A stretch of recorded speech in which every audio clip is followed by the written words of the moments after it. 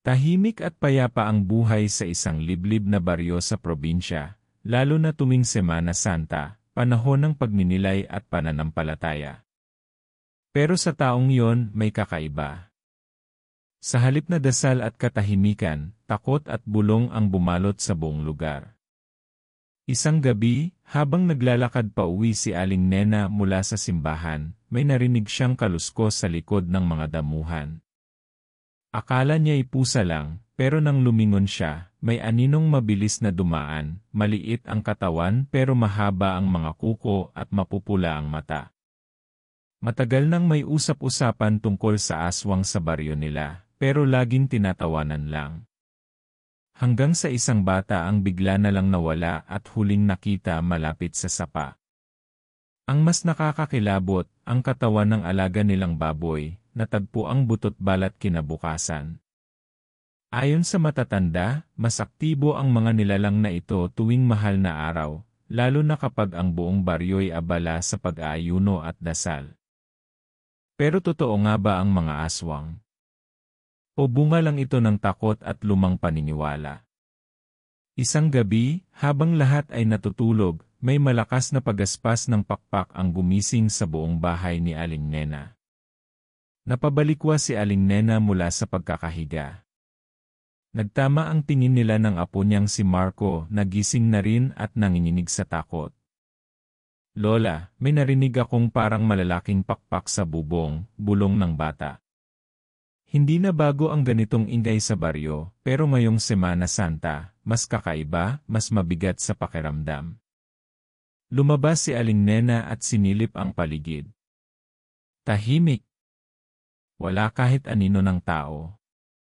Pero ang mga aso sa kabilang bahay, tahol ng tahol na tila may nararamdamang masama.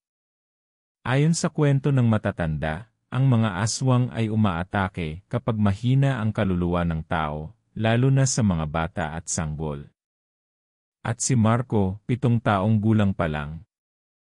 Biglang sumagi sa isip ni Aling Nena ang matandang babae sa dulo ng baryo, si Lola Crispina. Simula nang lumipat ito, mas dumalas ang mga nawawalang alaga, at may mga nagsasabing nakita raw itong may bitbit na sako tuwing madaling araw. Kinabukasan, pinuntahan ni Aling Nena si Lola Crispina. Matagal na silang magkakilala, pero nitong mga huling buwan, parang nag-iba ang kilos ng matanda, laging tulala, bihirang makipag-usap, at kung minsan ay naamoy nila ang kakaibang sangsang mula sa kanyang bahay. Paglapit ni Aling Nena, may nakita siyang mga bakas ng paa sa putik, malalaki, pero tila may mahahabang kuko. "May bisita ka ba kagabi?" tanong niya. Saglit lang tumingin si Lola Crispina, sabay sabing, "Hindi lahat ng bisita nakikita." Samantala, sa kabilang bahagi ng baryo, si Mang Ernesto, ang barangay tanod, ay may iniimbestigahan ding kaso ng nawawalang manok at kambing.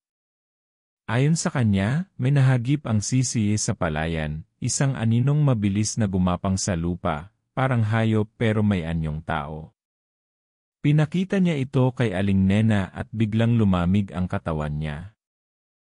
Ang hugis ng anino ay pamilyar, payat, kuba, at tila may dalang sako sa likod gaya ng laging itsura ni Lola Crispina tuwing madaling araw.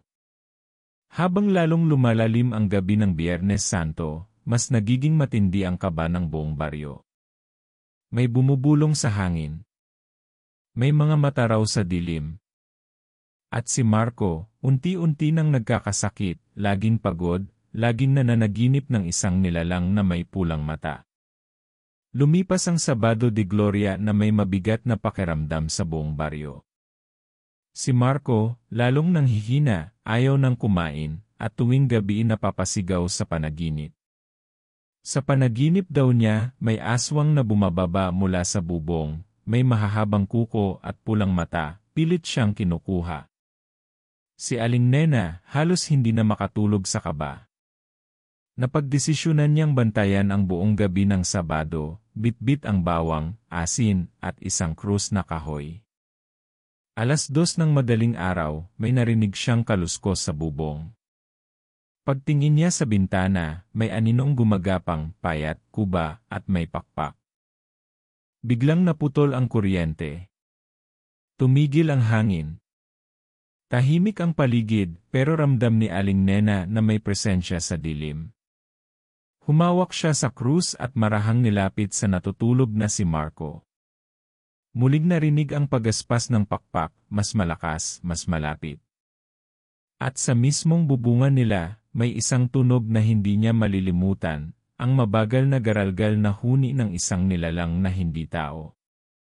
Biglang bumukas ang pinto sa likod ng bahay, walang hangin, walang tao, pero kusa itong bumukas na parang may dumaan. Napasigaw si Aling Nena, agad siyang lumapit kay Marco at niyakap ito.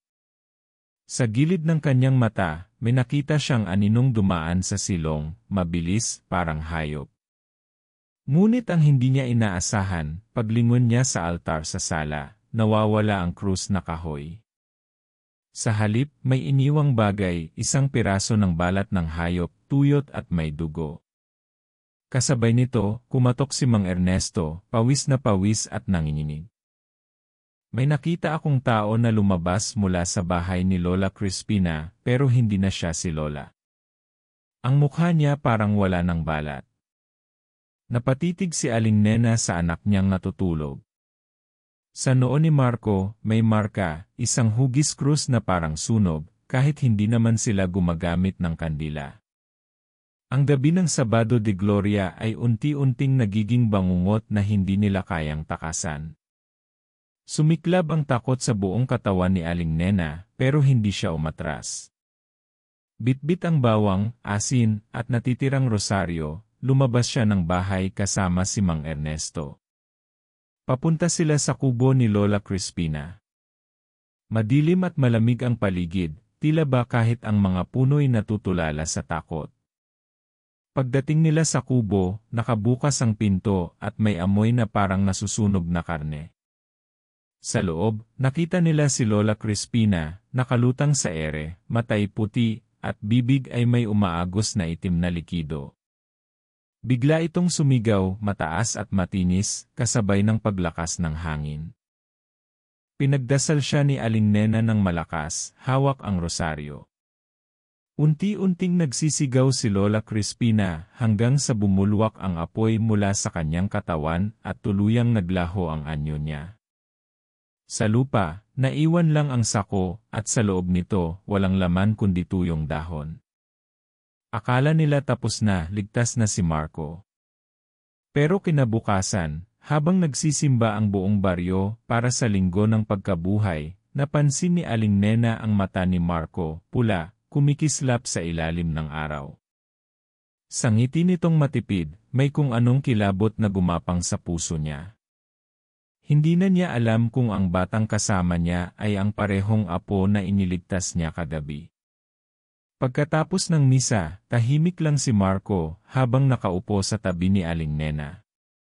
Wala siyang inik, pero sa bawat tingin niya, parang may tinatago, parang may ibang katauhan sa loob ng kanyang katawan. Kinabukasan, dinala siya ni Aling Nena sa albularyo sa kabilang bayan. Matagal silang nagdasal, pinainom ng pinaghalong damot langis si Marco, at saka sinabihan si Aling Nena ng hindi niya inaasahan. Hindi na siya kinuha, pero may naiwan. Kailangan ng oras bago tuluyang mawala ang anino ng nilalang na yon. Simula noon, naging tahimik na muli ang baryo. Wala nang nawawalang bata, wala nang kakaibang ingay sa gabi. Si Marco'y unti-unting bumalik sa dati, masigla at masayahin, pero hindi na muling nabanggit ang pulang mata o ang panaginip. Si Aling Nena, nanatiling mapagbantay, lalong tumibay ang pananalig sa dasal at pananampalataya. Ang Semana Santa sa liblib na baryo ay naging paalala na sa panahong banal, hindi lang kabutihan ang gumagalaw. Minsan, sa katahimikan, may mga nilalang ding naghihintay ng pagkakataong makapasok. At minsan, ang iniisip mong nailigtas mo na, ay baka hindi na pala ang parehong kaluluwang iniwan mo sa dilim. Sa baryong iyon, hindi na muling binalewala ang mga kwentong aswang.